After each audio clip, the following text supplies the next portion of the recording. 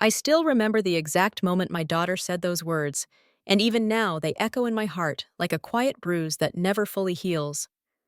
I was standing near the doorway, holding a cup of tea, and I had no idea she was talking about me. Her voice was calm, almost careless, as she looked at the dress I had placed on the bed earlier that morning. She said, "A dress for poor people?" with the kind of tone people use when they talk about something ordinary and unimportant. I froze where I was, unable to move or even breathe for a few seconds, because I had never imagined my own child would see me that way.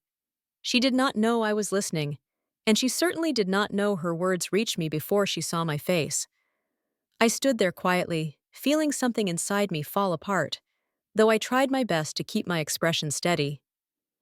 In that moment, I felt smaller than I had ever felt before, just because of one simple sentence spoken by the girl I raised with every sacrifice I had. When I walked into the room, she quickly changed her expression, and it was almost painful to watch how fast her face transformed. She went from judging my dress to smiling sweetly as if nothing unpleasant had left her mouth moments ago. She hugged me the way she always does when she wants to hide something, with her arms tight but her eyes looking somewhere else. She said, "Mama, you look tired. Are you okay?" And I felt a strange mixture of love and disappointment settle in my chest. I wanted to ask her why she said what she did, but the words stopped in my throat like something heavy that refused to move. Instead, I simply nodded and smiled back at her, pretending I had not heard anything at all. Pretending felt easier in that moment, because I was afraid of hearing more painful things if I questioned her. Inside, though, my heart felt soft and bruised, like something fragile that someone had pressed too hard. After that, I went back to my room, moving slowly, as if my body had become heavier without warning. I sat on the edge of my bed and placed the dress on my lap, touching the fabric gently as if it were a part of my own memory. It was a simple dress, nothing fancy, nothing expensive, but it was clean and neatly ironed with care. I had worn it many times in the past, especially to small gatherings where people appreciated sincerity more than appearance. I bought it 10 years ago when my husband was still alive, and it always reminded me of a time when life felt simple and full of small joys. My husband used to tell me that a woman looked beautiful when she felt happy inside her clothes, not when her clothes were shiny or costly. I held on to that belief for almost my entire life, because it came from a man who loved me without conditions. But now, staring at the dress on my lap, I started wondering if I had been wrong all along. Maybe I was old-fashioned, I thought, as I gently smoothed the wrinkles of the dress with my hands. Maybe I did not understand the world my daughter lived in, a world full of corporate parties, expensive outfits, and people who judged each other without knowing their stories. She had invited me to her company's annual celebration for the first time, and I had felt proud and excited, thinking it meant she wanted me beside her. I spent a whole week preparing for that evening, cooking, cleaning, and choosing the dress that made me feel confident. I never imagined the same dress would become a reason for her embarrassment. As I sat there, my chest felt tight with a sadness too deep to describe, and I wondered if I had somehow failed as a mother. I wondered if raising her with love instead of luxury had made me look small in her eyes. And sitting alone in that quiet room, I wondered if she even knew how much her one sentence had hurt me. Still, I told myself to stay calm because parents carry pain differently than children, and we often hide our feelings for the sake of peace. I reminded myself that she was busy and stressed, and perhaps she didn't mean those words the way they sounded. I tried to find reasons to protect her in my mind, the way mothers do even when their hearts are breaking silently. I folded the dress carefully and placed it beside me, not wanting to let go of the memories attached to it. I closed my eyes and took a long breath, telling myself that this was just a moment and not the whole truth of our relationship. I remembered the days when she used to run to me with her little hands, asking me to fix her hair or help her tie her shoes. I remembered the love in her eyes when she was small, pure, and trusting, untouched by the world's harsh standards, and I hoped, with a quiet ache, that somewhere inside that grown woman, that little girl still existed. When evening arrived, I told myself I would still attend the event, even if my heart wasn't ready. I believed that showing up for my daughter was more important than protecting my pride, because mothers often choose love over comfort. I looked at myself in the mirror for a long time, studying the lines on my face and the tiredness in my eyes. I wondered when I had started looking this old, or if I had always looked this way and never noticed. I touched my hair, adjusting it quietly, and thought about how different things were when my husband used to stand behind me, telling me I looked beautiful no matter what. The silence of the room reminded me that those days were gone, and now I had only myself to lean on. I picked up the dress again, feeling unsure, but also feeling that it was the only thing I had. And in that confusion, I decided I would wear it anyway, even if someone else thought it was a dress for poor people. The next morning, the house was quiet, and the silence felt heavier than usual, as if the walls themselves could feel the tension inside me. My daughter moved around quickly, preparing for work, speaking to me only in short sentences about the schedule for the evening. She said things like, "Mama, please be ready on time," and "The event starts exactly at 7." But she avoided looking directly into my eyes. I noticed how she kept checking her phone, scrolling through pictures of dresses and hairstyles, perhaps comparing them to what she imagined I would choose. Every time she did that, a small pain twisted inside my chest, but I stayed calm because I did not want to create any distance between us. Mothers often stay quiet even when their hearts feel loud. She left the house in a hurry, wafiki, waving a quick goodbye without noticing how slowly I raised my hand in return. When the door closed behind her, the silence returned again, wrapping around me like something cold and unwelcome. All day, I tried to distract myself with small chores, folding laundry, washing dishes, and cleaning the living room, hoping the movement would soften the heavy thoughts inside me. But no matter what I did, her words from the day before kept echoing in my mind, reminding me of the embarrassment she must have felt. I wondered if she felt ashamed of the way I dressed, or of the life we lived, or of the simple choices I made every day. It hurt to think that the girl I raised with tender hands now wanted a mother who looked different from who I actually was. I kept imagining her telling her friends or colleagues something about me, maybe apologizing for my presence before I even arrived. The thought made my heart ache, and I had to sit down more than once just to breathe. I reminded myself again and again that she was young, and young people sometimes forget the sacrifices behind their comfort. Still, even with these reminders, my heart felt softer and weaker with every passing hour. In the afternoon, I finally took out the dress again, laying it on the bed and looking at it with a mix of love and doubt. It felt strange how a piece of cloth could hold so many memories, happy ones, painful ones, and now confused ones. I picked it up several times, holding it against me, wondering if I should choose something else instead, something newer or shinier. But I did not own anything newer. And the little money I had saved was not enough to buy what my daughter considered appropriate. I tried to convince myself that confidence mattered more than appearance, but it was difficult to believe that after hearing her words. Still, I ironed the dress again, making sure every line was smooth, because taking care of it made me feel calmer. As the warm steam rose, I whispered to myself, "It is just a dress. It should not define love." But in my heart, I already knew that tonight would test more than just clothing. By the time evening came, my hands were trembling slightly as I prepared myself. I fixed my hair with slow, careful movements, hoping it looked neat, even if it wasn't fashionable. I put on simple earrings, the same pair my husband gifted me years ago when we celebrated our 20th anniversary. Wearing them made me feel connected to him, as if his calm presence still guided me through moments of doubt. I looked in the mirror again and again, trying to see myself the way my daughter might see me tonight, and each time my heart squeezed a little tighter.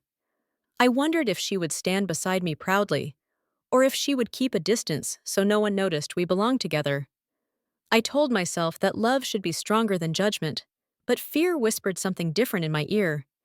Still, I took a deep breath, picked up my purse, and stepped out of the house, praying quietly for a peaceful evening. When I reached the venue, the building looked grand and bright, with tall glass doors and people dressed in elegant clothes entering confidently. For a moment, I stood outside, unsure if I should walk in or turn back and save myself from possible humiliation. But then I remembered the excitement in my daughter's voice when she first invited me, and I told myself I needed to be brave for her sake. As I stepped inside, the lights felt too bright, and the voices sounded louder than what my heart could handle. I walked slowly, looking around, hoping to find a familiar face or someone who could guide me. Everyone around me wore expensive dresses, shining jewelry, and stylish shoes, and for a second, I felt like a small shadow among tall buildings. Still, I kept walking, trying to keep my posture straight, even though my heart was trembling like a frightened child. I whispered a quiet prayer, asking God to help me through the evening, because I knew I could not handle the emotional weight alone. As I entered the main hall, I saw my daughter standing with her colleagues, laughing politely and looking confident in her elegant dress. She looked beautiful, and for a moment, my heart softened with pride, forgetting everything else. I walked toward her with a small smile, but her expression changed the moment she noticed me approaching. Her eyes widened, not with joy or surprise, but with something closer to shock, and she quickly looked around as if hoping no one else had seen me. When I finally reached her, she greeted me with a nervous smile that did not reach her eyes. She whispered, "Mama, why didn't you wear something else?" And her words felt like a quiet cut against my heart. I stood there, trying to stay calm, even though embarrassment washed over me like cold water. Before I could answer, one of her colleagues glanced at me, then at her, and my daughter gently stepped in front of me as if trying to block me from view. I stepped back a little, not wanting to create any scene, and told her softly, "It's okay, my child, I will just sit somewhere." She nodded quickly, relieved, and pointed toward the far corner of the hall where a few empty chairs were placed.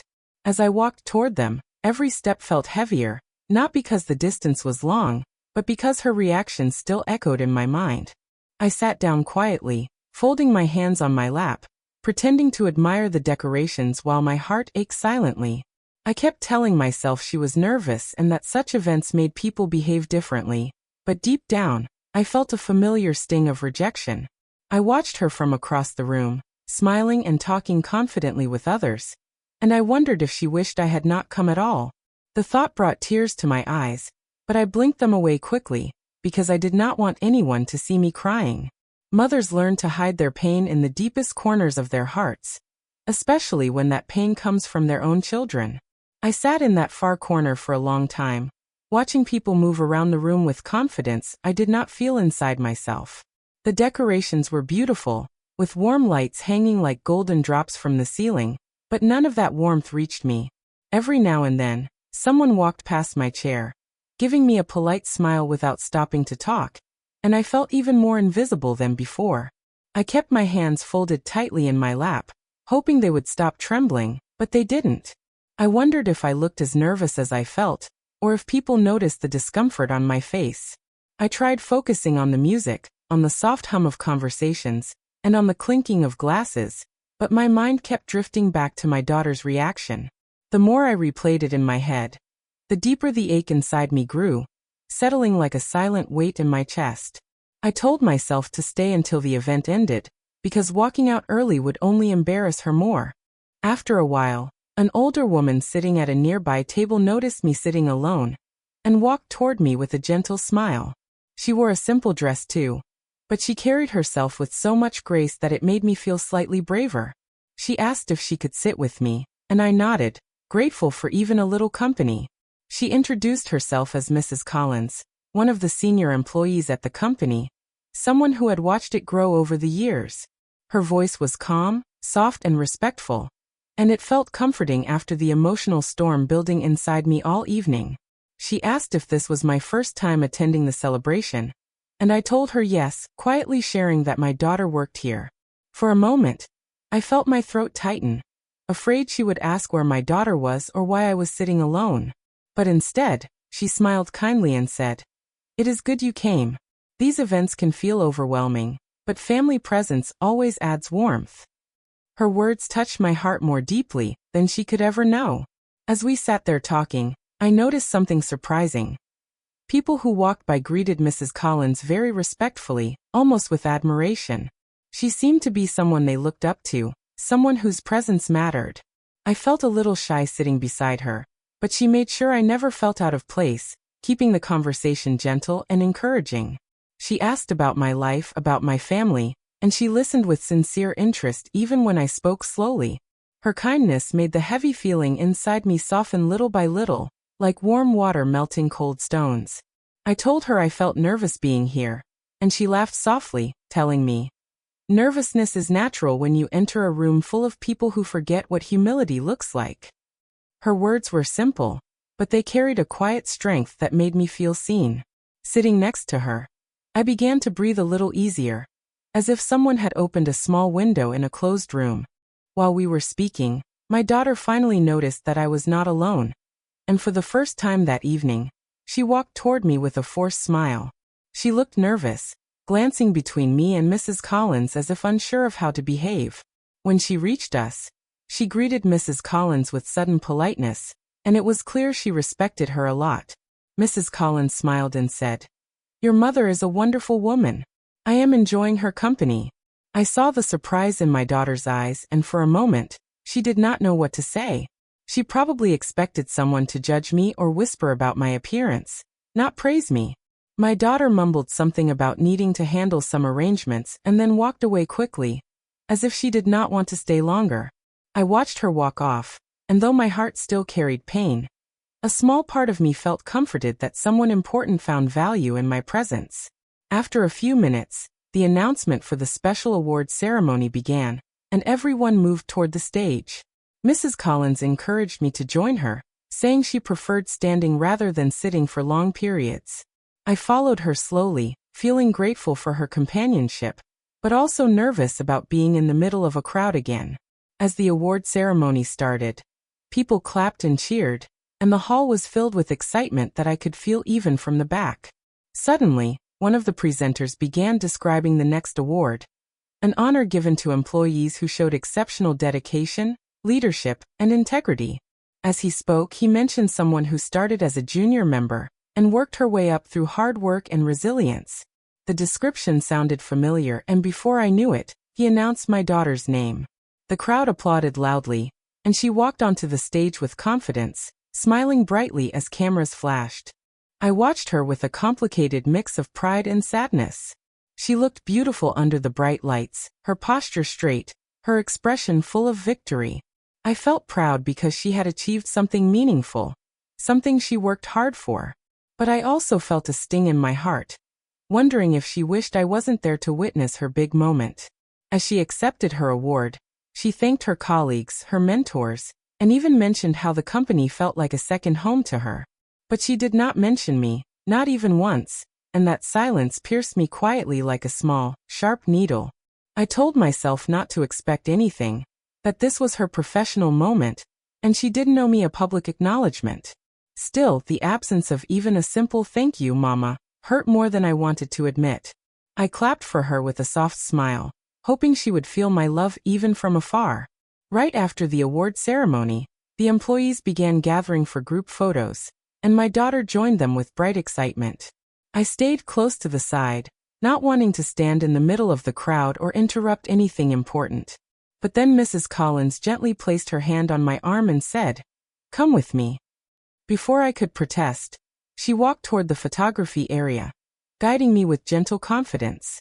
People stepped aside for her, recognizing her authority, and she took me right to the front of the group. My daughter stood there, stunned, as Mrs. Collins told the photographer, "Include her mother. She belongs here." The photographer nodded immediately, and for a moment, everyone looked at me with curiosity. I stood beside my daughter, who whispered, "Mama, what are you doing?" But before I could reply, the photographer lifted his camera. And at that exact moment, my daughter fainted. The ballroom fell so silent after Ava collapsed that even the music stopped mid-note, leaving a strange emptiness in the air that echoed through my bones as I knelt beside her with trembling hands. People formed a circle around us, whispering, staring, judging, and I could feel every gaze burning into the back of my neck like blame.